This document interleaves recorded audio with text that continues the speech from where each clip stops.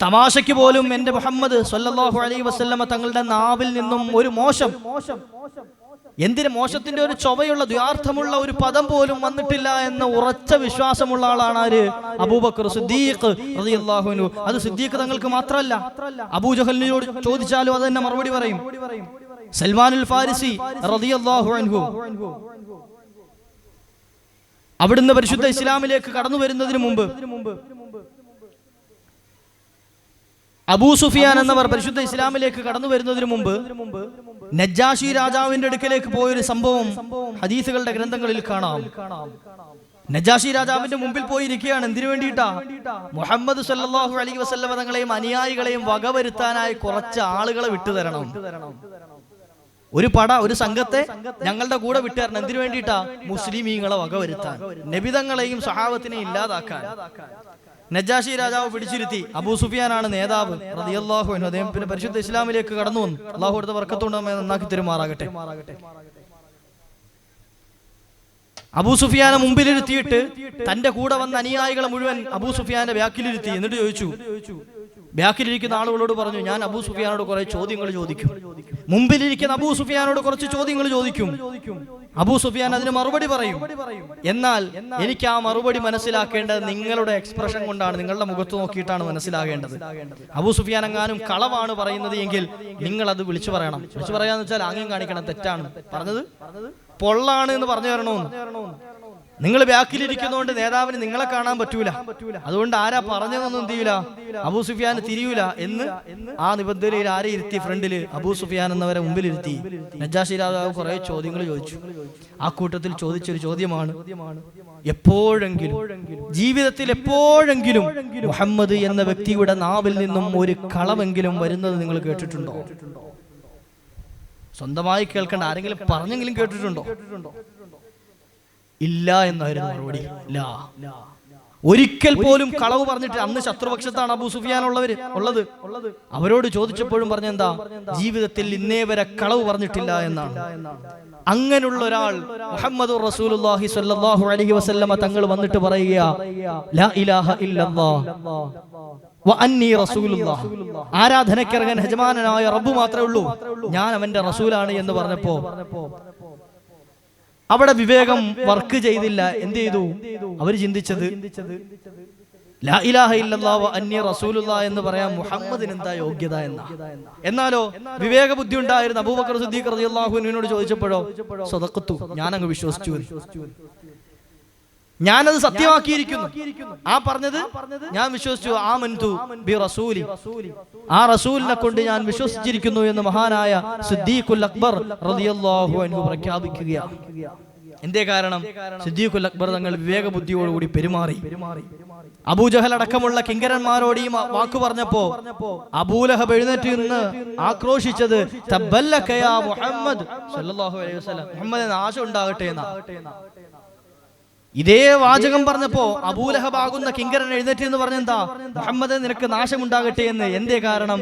വിവേക ബുദ്ധി വർക്ക് ചെയ്തില്ല. അബൂബക്കർ സിദ്ദീഖ് റളിയല്ലാഹു അൻഹു ആകുന്ന നേതാവിനോ അദ്ദേഹം വിവേകത്തോടുകൂടി പെരുമാറി. ഇന്നേ വരെ കളവ് പറയാത്ത മുഹമ്മദ് സല്ലല്ലാഹു അലൈഹി വസല്ലമ തങ്ങൾ ഇതും കളവ് പറയാൻ ഒരു സാധ്യതയുമില്ല, അവിടുന്ന് പറഞ്ഞത് ഹക്കാണ്, സത്യമാണ് എന്ന്. ഏത് വിഷയം എടുത്ത് പരിശോധിച്ചു നോക്കിയാലും കാണാൻ കഴിയും. നമ്മുടെ എല്ലാ മേഖലകളിലും അങ്ങനെ തന്നെ ആകണം. വിവേക ബുദ്ധിയോടുകൂടി പെരുമാറാൻ കഴിയണം. വിനോദങ്ങൾ എടുത്താലും നമ്മുടെ വികാരങ്ങൾ എടുത്താലും ഏത് മേഖല എടുത്താലും വിവേക ബുദ്ധിയോടുകൂടി പെരുമാറിയാൽ അവർക്ക് നാളെ സ്വർഗത്തിലേക്ക് എത്താൻ കഴിയും. കാരണം നമ്മുടെ മുൻപന്തിയിലുള്ളത് മഹാന്മാരായ സ്വഹാബത്തെ കിറാം റളിയല്ലാഹു അൻഹും അജ്മഈനാണ്. എന്നാലോ നശ്വരമായി ദുനിയാവിന്റെ പിന്നാലെ പാഞ്ഞു വിവേക ബുദ്ധിയില്ലാത്തവരായി തോന്നിയതുപോലെ താന്തോന്നികളായി നടന്നാൽ ആദ് സമുദായത്തെയും അതുപോലെ സമൂദ് ഗോത്രത്തെയും ലൂത്ത് നബിയുടെ സമുദായത്തെയും അങ്ങനെ തുടങ്ങി എത്രയോ മുൻകാല പ്രവാചകന്മാരുടെ ചരിത്രങ്ങൾ ഈ ദുനിയാവിൽ വീണ്ടും ആവർത്തിക്കപ്പെടുമെന്ന് നമ്മൾ മനസ്സിലാക്കണം. താന്തോന്നികളായി ജീവിക്കുമെന്ന് പ്രഖ്യാപിച്ച് മുന്നിട്ടിറങ്ങിയപ്പോ ഭൂമുഖത്ത് നിന്നും അള്ളാഹു അടപടലം അവരെ തുടച്ചു മാറ്റി കളഞ്ഞു. പരിശുദ്ധ ഖുർആൻ എത്രയോ സ്ഥലങ്ങളിൽ ഓർമ്മപ്പെടുത്തുന്നുണ്ട്. ആദ് സമുദായത്തെ സഹോദരങ്ങളെ നിങ്ങൾ ഓർക്കുന്നില്ലേ? ഒന്ന് ചിന്തിക്കണം അവരെ പറ്റി. തണ്ടും തടിയും ഉണ്ടായിരുന്നു, ആരോഗ്യവാന്മാരായിരുന്നു, നമ്മെക്കാൾ 10 മടങ്ങ് വലിപ്പമുള്ളവരായിരുന്നു, ദീർഘായുസ് കിട്ടിയവരായിരുന്നു, കുറെ കാലം ജീവിക്കാൻ അവസരം കിട്ടിയവരായിരുന്നു. അവർ നന്മകൾ ചെയ്യാൻ തുനിഞ്ഞിരുന്നുവെങ്കിൽ അവർ ചെയ്യുന്ന നന്മകൾ കണക്കുകൂട്ടിയാൽ നമ്മുടെ വർഷങ്ങളൊക്കെ വളരെ തുച്ഛമേ ഉണ്ടാകുകയുള്ളൂ. പക്ഷേ വിവേകബുദ്ധി ഇല്ലാത്തതിന്റെ പേരിൽ താൻ തോന്നിയായേ ഞാൻ ജീവിക്കൂ എന്നങ്ങോട്ട് പ്രഖ്യാപിച്ചപ്പോ അവരെ മുഴുവൻ അടപടലം അല്ലാഹു സുബ്ഹാനഹു വ തആല ഭൂമുഖത്ത് നിന്ന് തുടച്ചു മാറ്റിക്കളഞ്ഞു. സമൂദ് ഗോത്രത്തെ പറ്റി പറയുന്നുണ്ട്, പാറകൾ തുരന്നിട്ട് ഗുഹകൾ ഉണ്ടാക്കുകയും വീട് നിർമ്മിക്കുകയും ചെയ്തിരുന്നു എന്ന്. കൈകൾ കൊണ്ട് പാറ തുരക്കാൻ അത്രത്തോളം ശക്തി കൊടുത്തൊരു സമുദായം മുൻകാലങ്ങളിൽ കഴിഞ്ഞുപോയി. ആരോഗ്യമില്ലാത്തതിന്റെ പേരിലല്ല അവർ പിഴച്ചുപോയത്, ബുദ്ധിയില്ലാത്തതിന്റെ പേരിലും അല്ല, ആയുസ്സില്ലാത്തതിന്റെ പേരിലുമല്ല, മറിച്ച് അവരിലേക്ക് പ്രവാചകൻ വരാത്തതിന്റെ പേരിലുമല്ല. ഇതൊക്കെ ഉണ്ടായിട്ടും വിവേകത്തോടുകൂടി അതിനെ സമീപിക്കാൻ കഴിയാത്തത് കൊണ്ടാണ്. കേവലം അവർക്ക് ചുറ്റുപാടുമുള്ള ആ പളവളപ്പുകൾക്ക് മുന്നിൽ അവർ മുങ്ങിപ്പോയി. അത് കണ്ടപ്പോ കണ്ണു മഞ്ഞളിച്ചു പോയി. അവർക്ക് ബാക്കിയുള്ളതൊന്നും ചിന്തിക്കാനോ മനസ്സിലാക്കാനോ ഉള്ള ആ ഒരു വിവേക ബുദ്ധി ഇല്ലാതെയായി പോയതിന്റെ പേരിൽ ആ സമുദായത്തെയും അല്ലാഹു സുബ്ഹാനഹു വ തആല തലകീഴായി മറിച്ചു കളഞ്ഞത് പരിശുദ്ധ ഖുർആൻ പറയുക. കഅന്നഹും അജാസു നഖ്ലിൻ ഖാവിയ. ഖുർആൻ ഓർമ്മപ്പെടുത്തിയത് വെട്ടിയിട്ട ഈത്തപ്പനത്തടി, കടപുഴകി വീണ ഈത്തപ്പനത്തടി കിടക്കുന്നത് പോലെ അട്ടഹാസം കേട്ട് മരിച്ചു വീണ് കിടന്നു എന്ന് അവരെ സംബന്ധിച്ച് പരിശുദ്ധ ഖുർആൻ പറയാം. അവര് വീണ് കിടക്കുന്നത് കാണുമ്പോ ഈത്തപ്പനത്തടി കടയറ്റ് വീണതുപോലെ ഉണ്ടായിരുന്നു എന്ന്. ലൂത്ത് സമുദായം, ലൂത്ത് നബി അലൈഹിസ്സലാത്തു വസ്സലാമിന്റെ ഒരു വിഭാഗം അവരുടെ വികാരത്തിന് അടിമപ്പെട്ടുകൊണ്ട് താന്തോന്നികളായി തീർന്നപ്പോ അല്ലാഹു സുബ്ഹാനഹു വ തആലയുടെ അദാബ് ഇറങ്ങിയത് ആ ഭൂമി ഒന്നടങ്കം മറിച്ചു കളഞ്ഞു. ഇന്നും ഡെഡ് സീ ആയി, ചാവുകടലായി നമുക്ക് ദൃഷ്ടാന്തമായി മുമ്പിലുണ്ടത്. വലിയൊരു താന്തോന്നി കഴിഞ്ഞുപോയി ഫിർഔൻ ലഅനത്തുല്ലാഹി അലൈഹി. കലീമുല്ലാഹി മൂസാ നബി അലൈഹിസ്സലാത്തു വസ്സലാം കൃത്യമായ ബോധനം നൽകി. മഹാനായ പ്രവാചകർ സല്ലല്ലാഹു അലൈഹി വസല്ലമ തങ്ങൾ മഹാനായ മൂസാ നബി അലൈഹിസ്സലാത്തു വസ്സലാമും ഹാറൂൻ അലൈഹിസ്സലാത്തു വസ്സലാമും ഈ ഫിർഔന്റെ അടുക്കലേക്ക് പോകുന്ന സമയം ഫിർഔൻ കൽപ്പിക്കാൻ, ഫിർഔനോട് പറയാൻ പരിശുദ്ധ ഖുർആൻ പറഞ്ഞത് ഖൂലാ ലഹു ഖൗലൻ ലയ്യിനൻ ലഅല്ലഹു യതദക്കറു യഖ്ഷാ എന്ന. മാന്യമായി സംസാരിക്കണേ എന്ന് അവരോട്, വിവേകത്തോടു കൂടി സംസാരിക്കണേ എന്ന്. രാജാവാണ് ഓപ്പോസിറ്റ് ഉള്ളത്, നിങ്ങൾക്കെതിരെയുള്ളത് രാജാവാണ്, ഒരു നാട് ഭരിക്കുന്ന ആളാണ്, ഒരുപാട് അനുയായികളുള്ള ആളാണ്, വലിയ അധികാരമുള്ള ആളാണ്. അതുകൊണ്ട് തന്നെ സംസാരിക്കുമ്പോ കൃത്യമായി വിവേകബുദ്ധിയോടുകൂടി സംസാരിക്കണം, എടുത്തു ചാടാൻ പാടില്ല. ഖൗലൻ ലയ്യിനൻ ലഅല്ലഹു, നല്ല മധുരമുള്ള വാക്കുകൾ പറയണം. എന്നാലോ ഇതൊക്കെ ചെയ്തിട്ടും അന റബ്ബുകുമുൽ അഅല, ഞാനാണോ ഏറ്റവും വലിയ റബ്ബ് എന്ന് വാദിച്ചവനാണ് ആര്? ഫിർഔൻ ലഅനത്തുല്ലാഹി അലൈഹി. എന്തേ കാരണം? വിവേകബുദ്ധി വർക്ക് ചെയ്തില്ല. മഹാനായ ഖലീലുല്ലാഹി ഇബ്രാഹിം നബി അലൈഹിസ്സലാത്തു വസ്സലാം കൃത്യമായ ബോധനം നടത്തി നമ്രൂദ് എന്ന കാട്ടാളന്റെ മുമ്പിൽ. പക്ഷേ അവിടെയും തന്റെ അധികാരത്തിന്റെ ഹുങ്ക്, തന്റെ സമ്പാദ്യത്തിന്റെ ഹുങ്ക്, അത് കാരണം ഇതാണ് ഏറ്റവും വലുത് എന്ന് തെറ്റിദ്ധരിച്ചു പോയി. തന്റെ വിവേകബുദ്ധി വർക്ക് ചെയ്യാത്തതിന്റെ പേരിൽ അവനെയും ലോകം ശപിക്കപ്പെടുന്ന രൂപത്തിൽ, ലഅനത്ത് ചെയ്യുന്ന രൂപത്തിൽ ദൃഷ്ടാന്തമായി പരിശുദ്ധ ഖുർആൻ പരിചയപ്പെടുത്തുകയാണ്. ഖാറൂൻ എന്ന വ്യക്തി മൂസാ നബി അലൈഹിസ്സലാത്തു വസ്സലാമിന്റെ സവിധത്തിൽ സദാസമയം ഇബാദത്തിൽ കഴിഞ്ഞിരുന്ന മനുഷ്യൻ, സമ്പാദ്യം അല്ലാഹു സുബ്ഹാനഹു വ തആല നൽകിയപ്പോ ഈ സമ്പാദ്യത്തിന്റെ പിന്നാലെ പായുന്നതിന്റെ തിരക്കിൽ അവന് നിസ്കാരം വേണ്ട, മറ്റ് സൽക്കർമ്മങ്ങൾ വേണ്ട, സകാത്ത് പോലും കൊടുക്കാൻ ഞാൻ തയ്യാറല്ല എന്ന് പ്രഖ്യാപിച്ചപ്പോ അല്ലാഹു സുബ്ഹാനഹു വ തആല അവനെയും അവന്റെ മുഴുവൻ സമുച്ചയങ്ങളെയും ഭൂമിയിലേക്ക് ആഴ്ത്തിക്കളഞ്ഞു. ലോകത്തിന് മാതൃകയാക്കി, ലോകത്തിന് പഠിപ്പിച്ചു കൊടുത്തു. അല്ലാഹനെ ധിക്കരിക്കുന്നവർക്കുള്ള ശിക്ഷ ഇപ്രകാരമായിരിക്കുമെന്ന് പരിശുദ്ധ ഖുർആൻ ഓർമ്മപ്പെടുത്തുകയാണ്. വിവേകബുദ്ധി വർക്ക് ചെയ്തില്ല. അതുകൊണ്ട് തന്നെ സമ്പാദ്യമില്ലാത്തതിന്റെ പേരിലോ, അധികാരമില്ലാത്തതിന്റെ പേരിലോ, സ്ഥാനമാനങ്ങളില്ലാത്തതിന്റെ പേരിലോ, വിവരമില്ലാത്തതിന്റെ പേരിലോ, പറഞ്ഞു കൊടുക്കാൻ ആളില്ലാത്തതിന്റെ പേരിലോ ഒന്നുമല്ല, മറിച്ച് ചിന്തിക്കാൻ ഒരല്പ സമയം മാറ്റിവെക്കാത്തതിന്റെ പേരിലാണ് എന്റെ പ്രിയപ്പെട്ട യുവാക്കളോട്, യുവതികളോട്, ഉമ്മമാരോട്, ഉപ്പമാരോട്, എന്റെ പ്രിയപ്പെട്ട മക്കളോടൊക്കെ ഓർമ്മപ്പെടുത്താനുള്ളത്. ചിന്തിക്കണം. ആ ചിന്ത നന്നാകുമ്പോൾ മാത്രമാണ് നമുക്ക് യജമാനനായ റബ്ബ് കാണിച്ചു തന്ന യഥാർത്ഥ വഴിയിലേക്ക് കടക്കാൻ കഴിയുള്ളൂ, നല്ല മാർഗത്തിൽ കടക്കാൻ കഴിയുള്ളൂ. അവിടെയാണ് നല്ലത് കാണുകയും നല്ലത് കേൾക്കുകയും ചെയ്യേണ്ട പ്രസക്തി. മോശത്തരങ്ങൾ മാത്രം കാണുന്ന കണ്ണാണ് എങ്കിൽ ആ കൽബ് കൊണ്ട് നല്ലത് ചിന്തിക്കാൻ കഴിയില്ല. മോശത്തരങ്ങൾ മാത്രം കേൾക്കുന്ന കാതാണ് എങ്കിൽ ആ കാതുകൊണ്ട്, ആ ഹൃദയം കൊണ്ട് നല്ലത് ചിന്തിക്കാൻ കഴിയുകയില്ല. ഈമാൻ നഷ്ടപ്പെട്ടു പോകുന്ന ഒരു 6 കാര്യങ്ങൾ മഹാന്മാർ വിശദീകരിക്കുന്നതിൽ കാണാം. തുടർച്ചയായി ഒരാൾ നിസ്കാരം കളാക്കുന്നതാണ് എങ്കിൽ അവന് ഈമാൻ കിട്ടൂല, അവന്റെ ഈമാൻ സലാമത്താകൂല. ഞാൻ നിസ്കരിക്കുന്ന നിസ്കാരങ്ങൾ അത് കൃത്യമായി കളാ ആക്കാതെ കൊണ്ടു നടക്കാൻ എന്നെ കൊണ്ട് സാധിച്ചിട്ടില്ല എങ്കിൽ ഈമാൻ രക്ഷപ്പെട്ട് ഈ ലോകത്ത് നിന്ന് മരണപ്പെട്ടു പോകാൻ കഴിയില്ല എന്ന്. മരണം എന്തായാലും ഉണ്ടല്ലോ, മരിക്കണമല്ലോ. ആദം മുതൽ പല കാലവും കഴിഞ്ഞില്ലേ, അതിലത്ഭുതമിന്നോളവും നിനക്കില്ലേ. ലോകം അടക്കി ഭരിച്ചിരുന്നവരല്ലേ, മൗത്തെന്ന സിംഹം കൊന്നതത്ഭുതമല്ലേ. ലോകത്തിന്റെ ഉന്നതികളിൽ വിരാജിച്ചിരുന്ന ആളുകളെ മുഴുവൻ മരണം കൊണ്ടുപോയിട്ടുണ്ട്. അതിൽ പാവപ്പെട്ടവരെന്നോ പണക്കാരനെന്നോ ഉയരം കുറഞ്ഞവനെന്നോ കൂടിയവനെന്നോ വെളുത്തവനെന്നോ കറുത്തവനെന്നോ താഴ്ന്ന ജാതിയെന്നോ മേലെ ജാതിയെന്നോ ഒരു വ്യത്യാസവുമില്ലാതെ കഴിഞ്ഞുപോയ കാലഘട്ടങ്ങളിൽ ഈ ലോകത്ത് അടക്കി ഭരിച്ചിരുന്ന പല ആളുകളെയും മൗത്താകുന്ന സിംഹം കടിച്ചു മുറിച്ചു കൊണ്ടുപോയിട്ടുണ്ട്. സിംഹാസനത്തിന് ചുറ്റി നിന്നവരല്ലേ, പിടിമണ്ണ് വാരിയിട്ടതത്ഭുതമല്ലേ.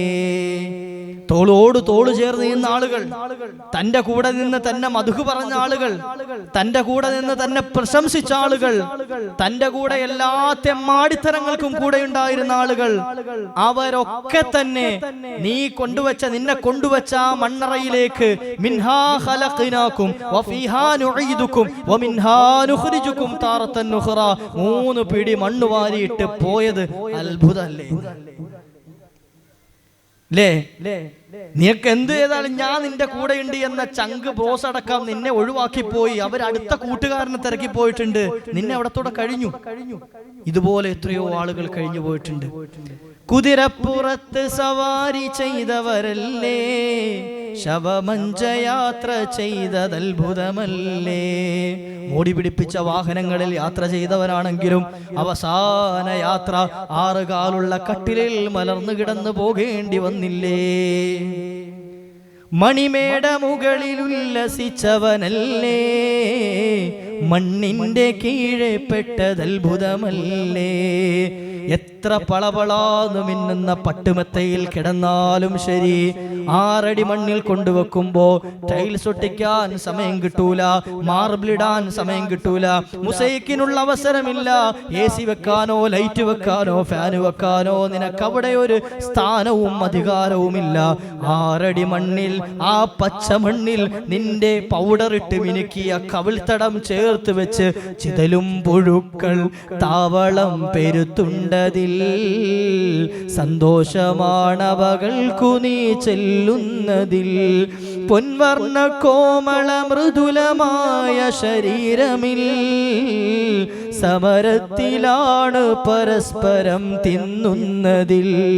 കാർഡില്ലറേഷൻ വേണ്ട പോലതിലുണ്ട്, ക്യൂ സിസ്റ്റമില്ല, തെള്ളലാണത് കൊണ്ട്.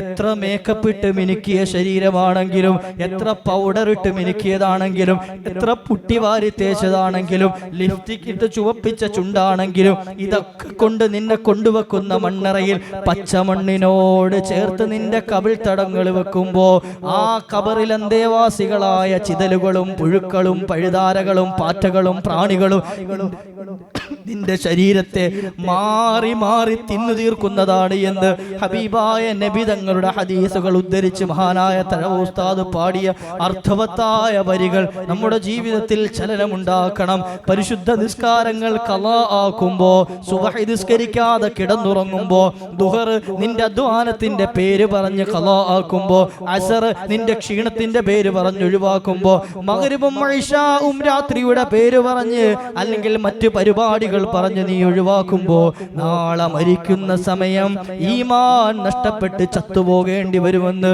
മുത്തുനബി മുഹമ്മദുർ റസൂലുള്ളാഹി സ്വല്ലല്ലാഹു അലൈഹി വസല്ലം പോയി കിടക്കേണ്ട ഖബറിൽ ഒരു രക്ഷയും ഉണ്ടാവുകയില്ല. അവ്വലുമാ യുഹാസബു ബിഹിൽ അബ്ദു യൗമൽ ഖിയാമത്തി അനിസ്സലാ. ഈ നിസ്കാരത്തെ സംബന്ധിച്ച് ചോദ്യം ചെയ്യപ്പെടാതെ കൃത്യമായി മറുപടി കൊടുക്കാതെ നാളെ നിന്റെ മഹ്ശറിൽ കാലുകൾ അനക്കാൻ കഴിയില്ല എന്ന് ഹബീബുനാ റസൂലുള്ളാഹി. ഈമാൻ നഷ്ടപ്പെട്ടു പോകാനുള്ള ഒന്നാമത്തെ കാരണം അത്. നിസ്കാരം ഖളാ ഉണ്ടോ അവന്റെ ഈമാൻ നഷ്ടപ്പെട്ടു പോകാൻ കാരണമായി അല്ലാഹു കൃത്യമായി നിസ്കരിക്കുന്നവരെ നമ്മയൊക്കെ ചേർത്ത് വരുമാറാകട്ടെ. യുവാക്കളോട് ഓർമ്മപ്പെടുത്താനുള്ളത്, യുവാക്കളും കടമകളും എന്ന വിഷയമായതുകൊണ്ട് അവരോട് ഓർമ്മപ്പെടുത്തുകയാണ്, ബാക്കിയുള്ളവർക്ക് ബാധകമല്ല എന്നല്ല. പരിശുദ്ധമായ പ്രവാചകർ സല്ലല്ലാഹു അലൈഹി വസല്ലം തങ്ങളുടെ ഹദീസ് ഞാൻ തുടക്കത്തിൽ ഓർമ്മപ്പെടുത്തിയ ചില അർശിന്റെ തണൽ കിട്ടുന്ന ആളുകളെ പറഞ്ഞ കൂട്ടത്തിൽ പറഞ്ഞതാ, റജുലുൻ ഖൽബുൻ യതഅല്ലഖു ബിൽ മസാജിദ്. റജുലുൻ ഖൽബുൻ യതഅല്ലഖു ബിൽ മസാജിദ്. പള്ളികളുമായി ഹൃദയങ്ങൾ ബന്ധിച്ച ചില പുരുഷന്മാരെ സംബന്ധിച്ച് അവർക്ക് നാളെ അർശിന്റെ തണലുണ്ടാകുമെന്ന് മുഹമ്മദുർ റസൂലുള്ളാഹ്. അല്ലാഹു അക്കൂട്ടത്തിൽ നമ്മയൊക്കെ ചേർത്ത് വരുമാറാകട്ടെ. കൃത്യമായി ജമാഅത്തുകളിൽ പങ്കെടുക്കാൻ കഴിയണം, കൃത്യമായി ജമാഅത്തുകൾ മുടക്കാതെ കഴിയണം. ഒരു വഖത്ത് നിസ്കാരം നമ്മൾ ഒറ്റയ്ക്ക് നിസ്കരിക്കുന്നതിനേക്കാൾ 27 ഇരട്ടി പ്രതിഫലമുണ്ട് എന്ന് മുത്തുനബി തങ്ങൾ പഠിപ്പിച്ചു തന്നിട്ട് നമ്മുടെ ജമാഅത്തുകൾ നമ്മൾ ഒഴിവാക്കിയാലോ നാളെ മഹ്ശറിൽ ചെന്ന് നിൽക്കുമ്പോൾ കണക്ക് വായിക്കുമല്ലോ, കണക്ക് വായിക്കും.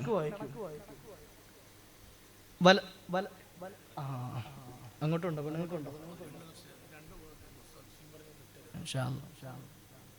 നമ്മുടെ ഭാഗത്തേക്ക് ബക്കറ്റ് വരുന്നുണ്ട്. കഴിയുന്ന ആളുകളൊക്കെ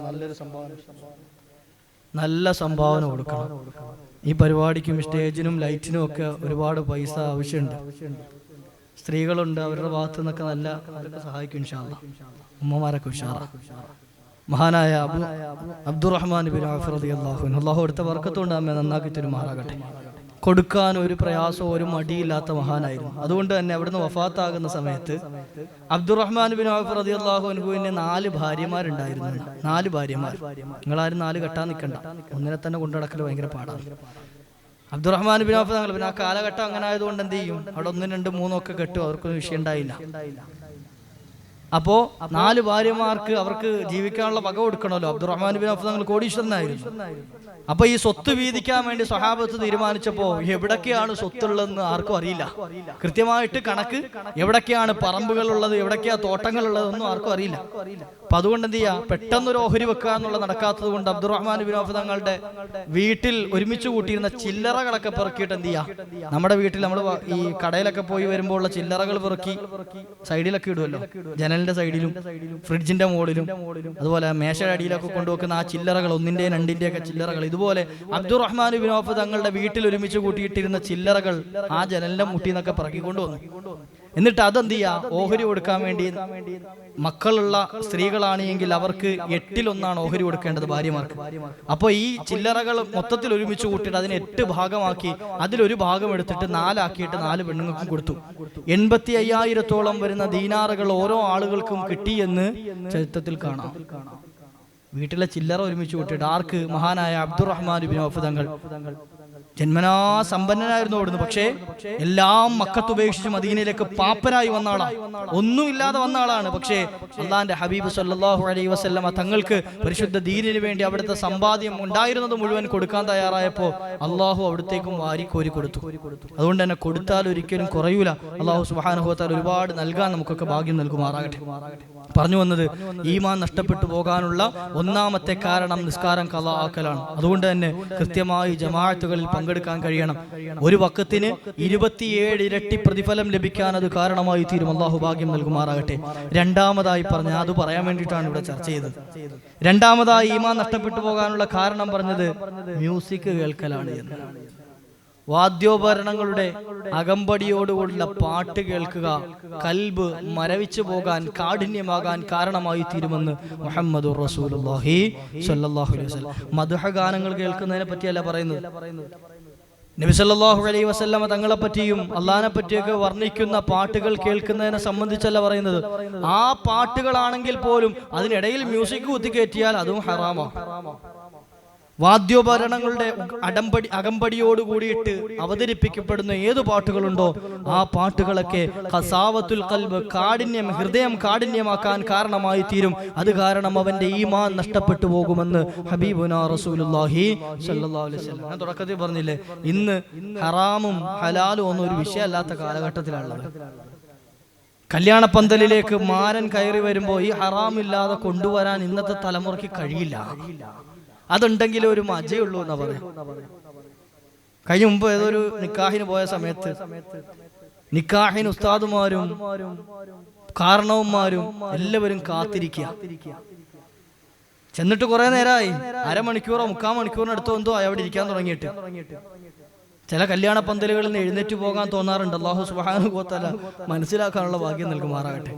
പിന്നെ ആ സ്നേഹബന്ധം മുറിച്ചു കളയണ്ട എന്നൊരു, ചിലപ്പോൾ വിളിച്ച ആള് സാധുവായിരിക്കും, അവിടെ നടക്കുന്ന കോപ്രായത്തരങ്ങൾ കാണിക്കുന്ന വേറെ ആരെങ്കിലുമൊക്കെ ആയിരിക്കും. പക്ഷെ അത് എതിർക്കാൻ പലപ്പോഴും നമ്മൾ മൗനം പാലിക്കുകയാണ്. അത് എതിർക്കാൻ നിൽക്കലില്ല. ഞാൻ ഈ വന്നതിന് ശേഷം പങ്കെടുത്ത നിക്കാഹിന്റെ കൂട്ടത്തിൽ എനിക്ക് ഏറ്റവും ഇഷ്ടപ്പെട്ട ഒരു നിക്കാഹ് ഉണ്ടായിട്ടുണ്ട്. എവിടാന്ന് സ്ഥലം പറയണില്ല. പാട്ടിട്ട് തുടങ്ങിയപ്പോഴത്തേക്കും ഒരു കാക്ക എഴുന്നേറ്റ് നിന്നിട്ട് മൈക്കി പറഞ്ഞു നിർത്തടാന്ന് പറഞ്ഞു. അത് കേട്ടപ്പോ ഭയങ്കര സന്തോഷമായി. നിർത്തിയോടാ. അദ്ദേഹം എഴുന്നേറ്റ് ആർജവത്തോടു കൂടി പാട്ട് നിർത്തടാന്ന് അങ്ങോട്ട് പറഞ്ഞു. ആ ഒരു പറച്ചിലോട് കൂടിയിട്ട് പാട്ട് നിന്നു, എല്ലാം നിന്നു. മാന്യമായിട്ട് ആ പയ്യൻ വേദിയിലേക്ക് കടന്നു വന്നു, നിക്കാഹ് കടന്നു, കഴിഞ്ഞു പോയി. അൽഹംദുലില്ലാഹ്.